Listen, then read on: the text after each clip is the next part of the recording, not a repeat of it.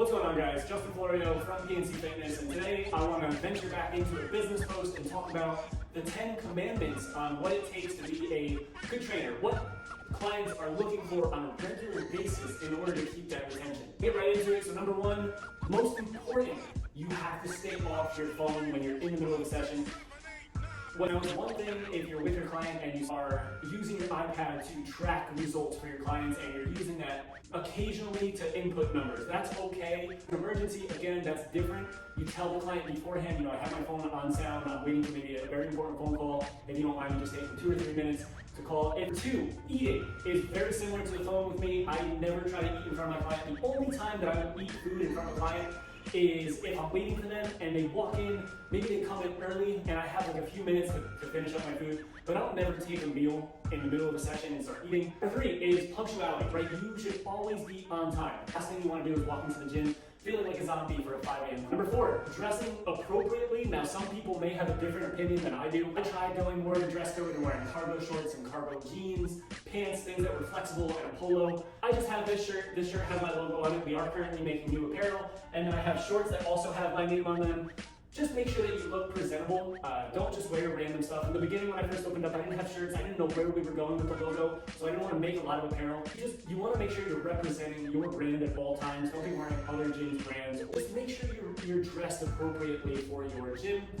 Number 5, ears. Listen. You have to listen to your clients for so many different factors, right?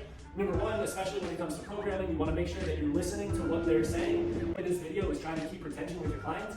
So if you're listening to what they're saying, listen to what goes on at home, listen to what goes on in their work. When they come into this gym, that's an hour or a half hour for them, and it's all about them. So you have to listen to every word they're saying. Number 6, you want to make sure that you're always demonstrating exercises, even if you're working with someone that you've worked with for years. There is a certain clientele you can almost just say, hey, we're going to do RDLs today and we're going to superset that with cable bench press. And they know exactly what they're doing, but there's always something that you can teach. There's lower tempo. Maybe it's teaching them how to slowly load up the muscles. There's always going to be a new tip or trick every single time somebody comes into the gym that you can teach them. Number 7, giving them feedback on the way you demonstrate the exercise. So that's the point of people coming into the gym. New clients coming into the gym is for them to learn. Some people may use you as an accountability coach, but for the most part, they want to learn. They want to retain what they're doing. So feedback is so important.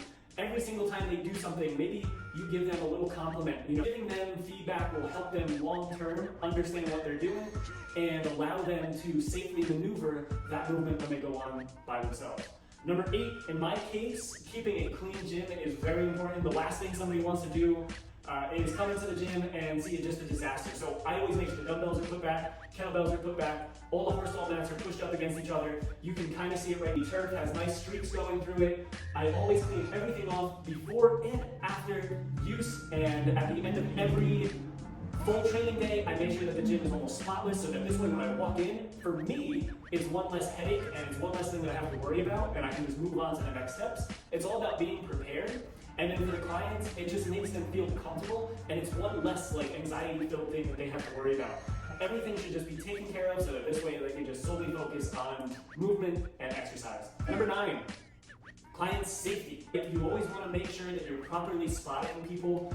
It's very easy to get comfortable, but there's always a way for you to make sure that everything is done safely. To give you a few examples, number 1, on my cable machine, the way that the pins kind of pop in before I let someone do maybe a pull down or a tricep extension, and I've learned this from experience, is just making sure that it's locked in place. I'll even do a demonstration first. Always practice what you preach, okay? And then number 10, this is so important, probably one of the most important ones, is always being positive. And I mentioned it with number 5, which was listening. When people come into the gym, again, whether it's a half hour, an hour session, a group class, it's always going to be about them. And the last thing they want to do is listen to you complain about your life.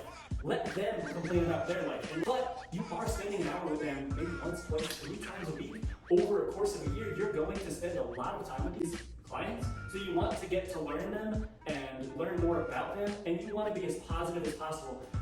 Being overall a happy person, that's what they look forward to. If you always have to try to find that positive outlook, because you are going to be what they're trying to simulate, and if you're happy, most likely they will be happy. So these are my 10 commandments. Again, number 1, staying off your phone. Number 2, don't eat in front of your clients. Number 3, always being punctual, always being on time. Number 4, dressing appropriately or at least representing your brand. Number 5, listening to what your clients have to say. Number 6, demonstrating the exercises properly and maybe just giving them new tips and tricks every single time. 7, feedback, again, kind of tips and tricks, making sure that they understand what they're doing and just making sure that they feel comfortable doing the movement. Number 8, keeping the place clean so you can keep your zen and feel relaxed. Number 9, making sure your clients are always feeling safe with whatever the movement is that they're doing. And then number 10, just being positive and keeping a smile on your face. I really hope this video helps, especially for any aspiring trainers. If it did, please leave a comment, subscribe, like it. See you guys next time, and have a great day.